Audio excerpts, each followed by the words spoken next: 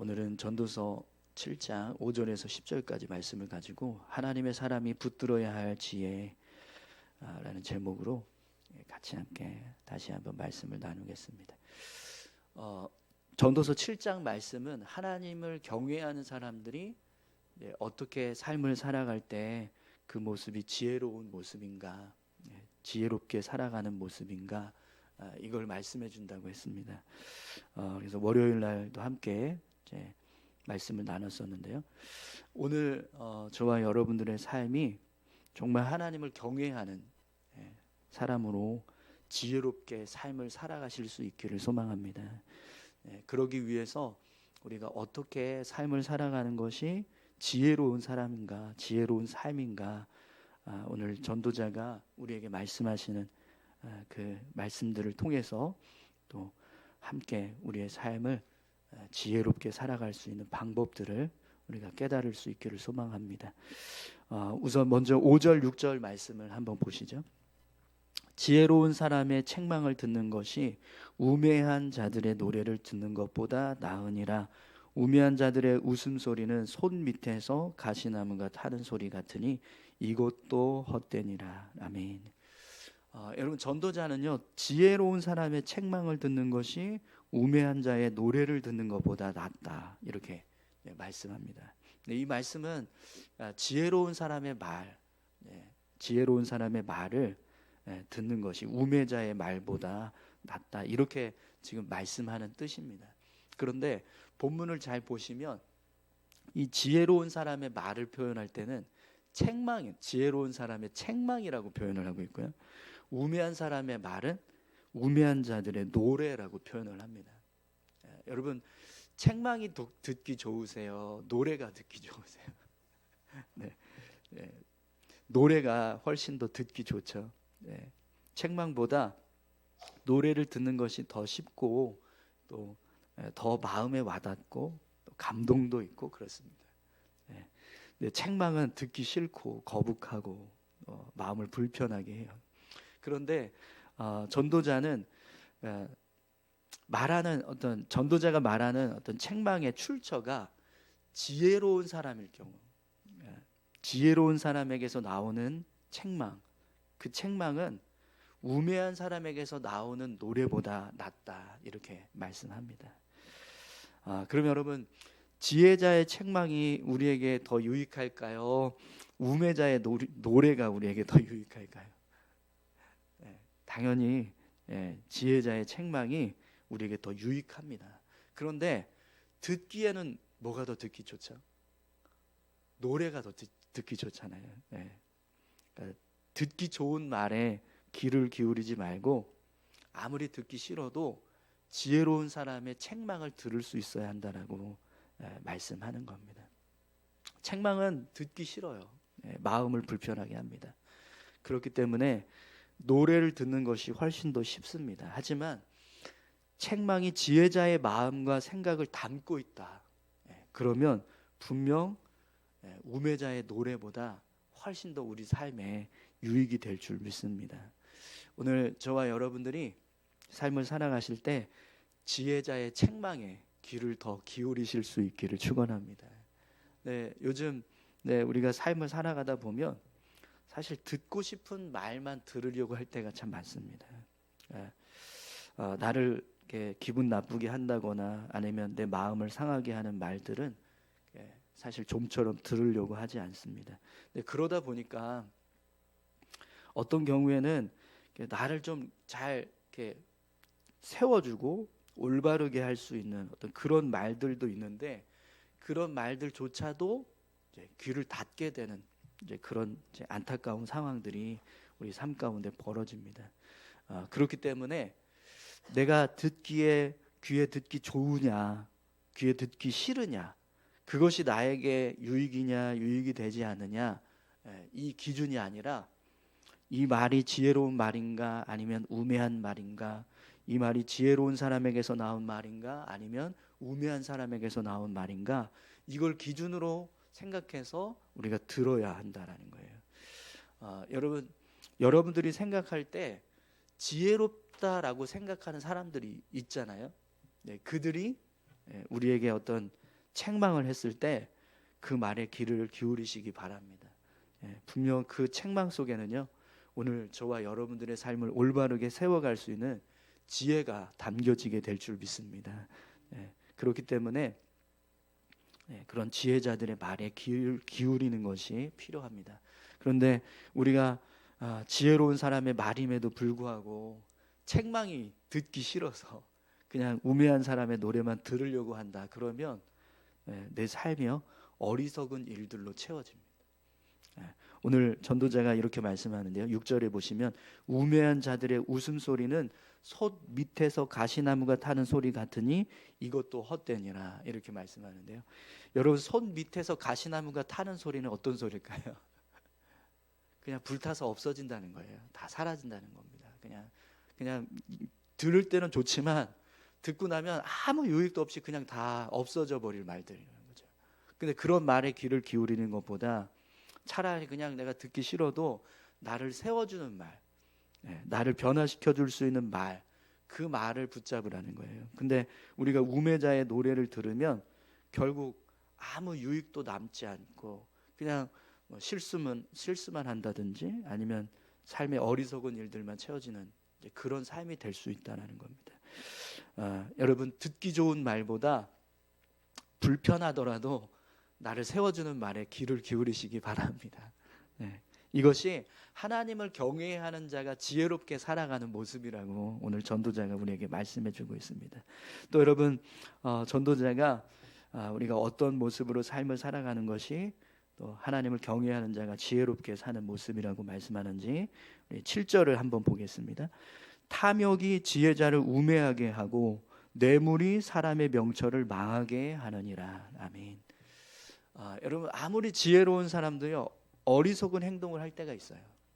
그때가 언제냐면 탐욕이 마음을 붙잡을 때, 탐욕이 마음을 지배할 때. 지혜를 가지고 있지만 탐욕과 함께 지혜를 가지고 있는 사람은요, 우매한 자가 됩니다.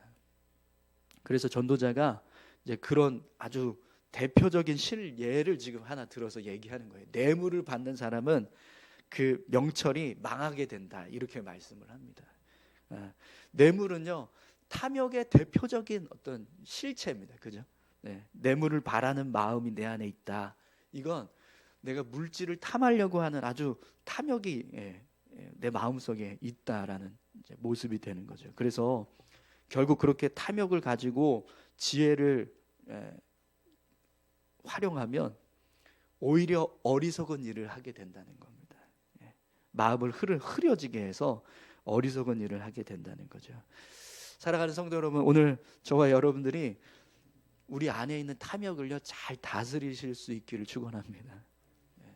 우리가 세상 유익을 얻으려고 하는 탐욕을 우리 마음 가운데서 막 키워가면 결국에는요, 어리석은 삶을 살게 됩니다.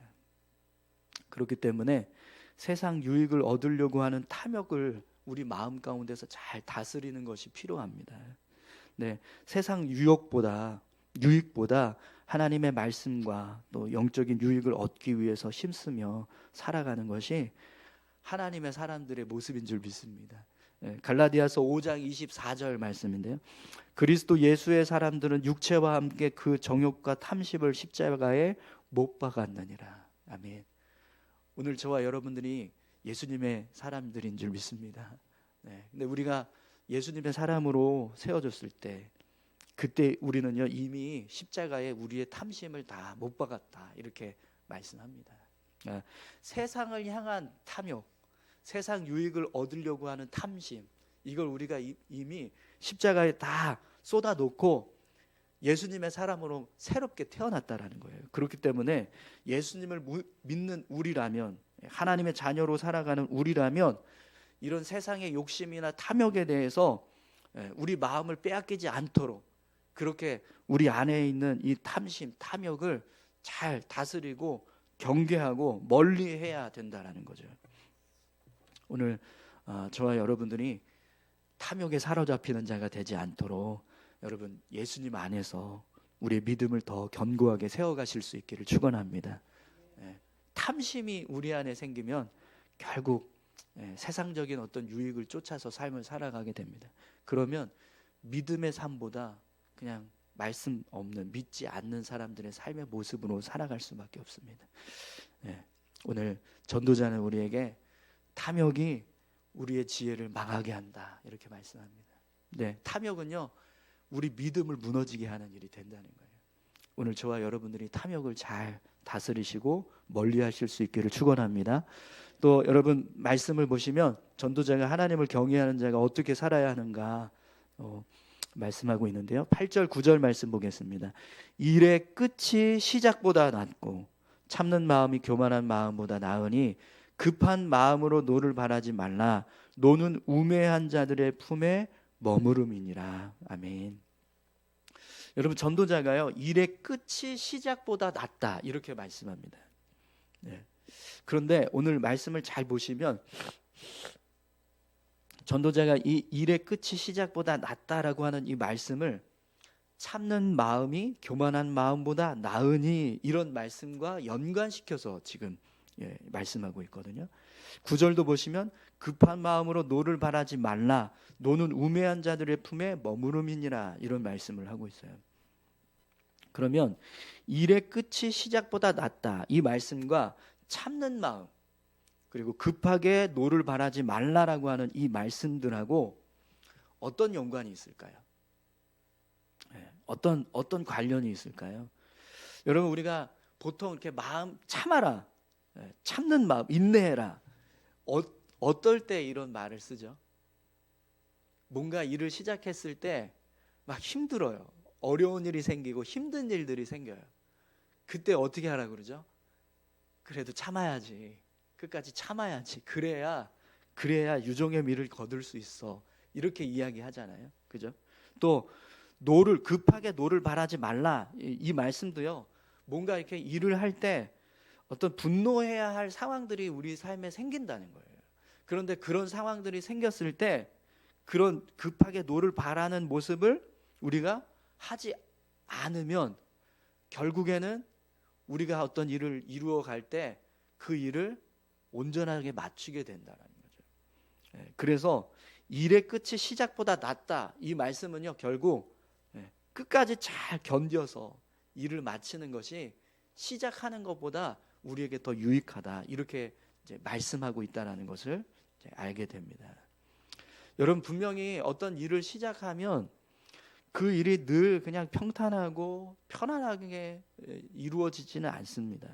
우리 삶 가운데 힘든 일이 있을 때도 있고 어려운 일들이 있을 때도 있고 또 괴로울 때도 있고 그런 일들이 생겨요. 그런데 그럴지라도 참고 인내해야 될 줄로 믿습니다. 하나님의 사람들은요 그냥 어렵다고 해서 포기하고 힘들다고 해서 포기하면서 사는 모습이 아니라 끝까지 인내하고 견디고 참아내면서 믿음의 삶을 살아가는 것. 그게 하나님의 사람다운 모습이라는 거예요. 또 때로는 급하게 노를 바라고 분노해야 될 상황들이 생겨요. 그런데 그때 내가 노를 바라지 않고 끝까지 참으면 결국에는 실수하지 않고 일을 잘 마치게 되는 복된 삶을 우리가 살 수 있게 된다는 거죠. 여러분 오늘 저와 여러분들이 무슨 일을 하시든지요 시작보다 끝이 더 중요한 줄 믿습니다. 아무리 화려하게 시작을 했어도 끝이 초라하면 그건 분명히 하나님 앞에서 복된 모습이 될 수 없습니다. 그렇기 때문에 우리가 삶을 살아갈 때요 참아야 되고요 또 급하게 노를 바랄 때도 있지만 그러지 말아야 할 때 그러지 않아야 결국에는 우리가 지혜롭게 삶을 살아가게 될 줄 믿습니다. 오늘 전도자가 노는 자들의 품에 머무름이니라 이런 말씀을 하거든요. 그러니까 어리석은 사람은 노를 품고 살아간다는 거예요. 마음속에 노가 계속 품겨져 있으니까 어떻게 살까요? 쉽게 화내고 쉽게 분노하고 그렇게 삶을 살아간다는 겁니다. 그런데 그 모습이 전도자가 볼 때는요 우매자의 모습이라는 겁니다. 우매자는요 지혜롭지 못한 사람, 쉽게 화내고 쉽게 분노하면 결국에는 지혜롭지 못한 모습으로 우리가 삶을 살아가야 한다라는 거죠. 여러분 오늘 저와 여러분들이 노를 마음에 품고 살지 마시고요. 노를 풀고 사시기 바랍니다. 그러니까 이게 노를 풀라고 해서 그냥 막 바로바로 풀라 막 이렇게 노를 바라시라는 게 아니라 마음에 있는 노를 다 이렇게 덜어내시면서 사실은 분노했던 마음도 그냥 이렇게 털어내고 또 어떤 얽혀있던 그런 이제 관계도 가서 풀고 그래야 편하게 살 수 있습니다. 그죠? 근데 우리 안에 막 노가 있으면 계속 불편해요. 힘듭니다. 그걸 풀 때 우리 안에 기쁨이 오는 줄 믿습니다. 오늘 저와 여러분들의 삶이 급하게 노를 바라고 또 참지 못해서 결국 일의 시작을 끝까지 마치지 못하는 그런 모습이 아니라 시작한 일 무엇이든지 다 끝까지 정말 유종의 미를 거두는 그런 복된 삶을, 지혜로운 삶을 살아가실 수 있기를 축원합니다. 마지막으로 오늘 전도자가 우리에게 하나님을 경외하는 자가 삶을 살아갈 때 어떤 모습이 지혜로운 모습이라고 말씀하는가, 우리 10절 같이 함께 읽겠습니다. 옛날이 오늘보다 나은 것이 어찌미냐 하지 말라. 이렇게 묻는 것은 지혜가 아니니라. 아멘. 전도자는요, 옛날이 오늘보다 나은 것이 어찌미냐 이런 말 하지 말라라고 말합니다. 옛날이 좋았는데 이렇게 말하지 말라는 거예요. 근데 여러분 왜 그러냐면 하나님을 경외하는 사람들은요, 현재 삶에 역사하고 계시는 하나님을 붙잡고 살아가요. 그러니까 지금 내가 삶을 살아가고 있는 지금 이 순간에도 하나님은 내 삶 가운데 일하고 계신다. 이걸 우리가 믿고 살아간다는 거예요. 근데 이제 우리가 삶을 살아가다 보면 정말 뭐 다 만족할 수는 없어요. 다 이렇게 감사할 수도 없고 어려운 일들이 있을 때도 있고 힘든 일이 있을 때도 있습니다. 그러나 분명히 하나님은 그 어려운 일들 가운데, 힘든 일들 가운데도 함께하고 계신다라는 거예요. 그렇기 때문에 우리가 그냥 예전이 더 좋았는데 지금 너무 힘드네 라고 할지라도 지금 현재도 나를 붙들고 계시는 하나님, 지금 현재 내 삶 가운데 역사하고 계시는 하나님, 그 하나님을 신뢰해서 과거를 생각하는 게 아니라 현재에 계신 하나님을 붙잡고 삶을 살아야 한다는 겁니다. 민수기 11장에 보면 이스라엘 백성들이 광야에서 우리가 애굽에 있을 때는 값없이 생선과 오이와 참외와 부추와 파와 마늘들을 먹은 것이 생각나거늘 이렇게 후회하는 말을 하는 모습을 보게 됩니다. 근데 그때 하나님께서 이 말을 이스라엘 백성들이 했던 이 말을 들으시고 뭐라고 말씀을 하시냐면 민수기 11장 20절에 냄새도 싫어하기까지 한 달 동안 먹게 하시리니 이는 너희가 너희 중에 계시는 여호와를 멸시하고 그 앞에서 울며 이르기를 우리가 어찌하여 애굽에서 나왔던가 함이라. 하나님께서 이렇게 말씀하셨어요. 메추라기를 주시겠다라고 말씀하시는데 그 메추라기를 어떻게 주셨냐면 이렇게 쌓일 때까지, 메추라기가 온 지면에 막 1m가 넘도록 쌓일 때까지 메추라기를 주신 거예요. 그래서 그 메추라기를 한 달 내내 먹게 하시는 거죠. 막 입에서 막 단내가 날 정도로 더 이상 메추라기 먹고 싶지 않다 이렇게 말할 정도로 그렇게 주시면서 하나님 이렇게 말씀하시는 거예요. 너희가 나를 멸시했다 이렇게 말씀하신다는 거죠.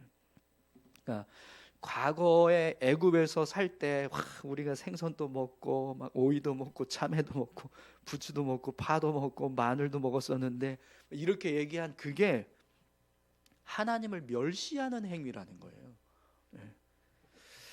여러분 하나님은요, 우리 과거에도 우리를 붙잡고 인도해 주시고 또 역사하셨지만 지금 현재 우리의 삶 가운데 역사하고 계시는 줄 믿습니다. 아멘이신가요? 네. 그렇기 때문에 여러분 과거에 은혜 주셨던 하나님, 그 하나님만 붙잡고 사는 게 아니라 현재 우리 삶에 은혜 주시는 하나님, 그 하나님 우리가 붙잡고 살아야 될 줄로 믿습니다. 그렇기 때문에 아무리 과거가 현재보다 낫다, 지금 현재의 삶이 너무 힘들고 어렵다, 그럴지라도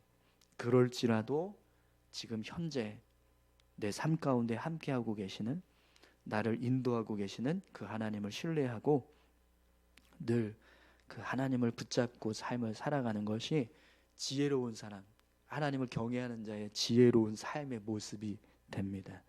오늘 전도자는 옛날이 오늘보다 나은 것이 어찌미냐 이렇게 말하지 말라라고 말씀합니다. 여러분, 우리가 살아가실 때 아이고 과거가 좋았는데 이렇게 할 때가 있어요, 그죠? 근데 그 말이 이렇게 그냥 푸념처럼 우리가 한 말이지만 하나님이 들으실 때는요, 나를 멸시한다 이렇게 말씀하실 수 있다는 거죠. 그렇기 때문에 함부로 우리가 이 말을 하면 안 될 줄 믿습니다. 오늘 저와 여러분들이 하는 말은 오늘이 감사합니다. 오늘이 더 낫습니다. 이렇게 해야 될 줄로 믿습니다. 날마다 새로운 날 주셔서 감사합니다. 이렇게 고백하시면서 살아가실 때 그 모습을 하나님께서 분명히 기뻐하실 줄 믿습니다. 우리 같이 함께 기도하실까요?